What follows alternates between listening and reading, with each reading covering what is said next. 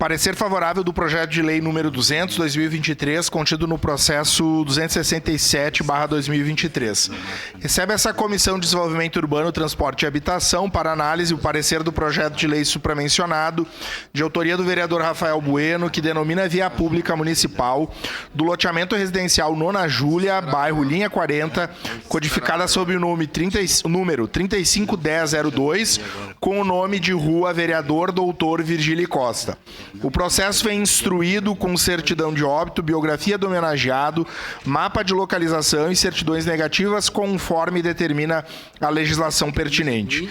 Baixada a Secretaria Municipal de Urbanismo, esta se manifestou informando que a via em questão a ser denominada integra o sistema viário oficial do município. Ante o exposto, essa Comissão de Desenvolvimento Urbano, Transporte e Habitação se manifesta de forma favorável à aprovação do presente projeto. Caxias do Sul, 28 de março de 2024, o 149º da colonização e 134º de emancipação política. Assinam esse documento o então vereador Adam Reck, então presidente da SEDUT, vereador Adriano Bressan, esse vereador Lucas Carenhato, vereador Lucas Dil e vereadora Tatiane Frisso. Era isso, senhora presidente.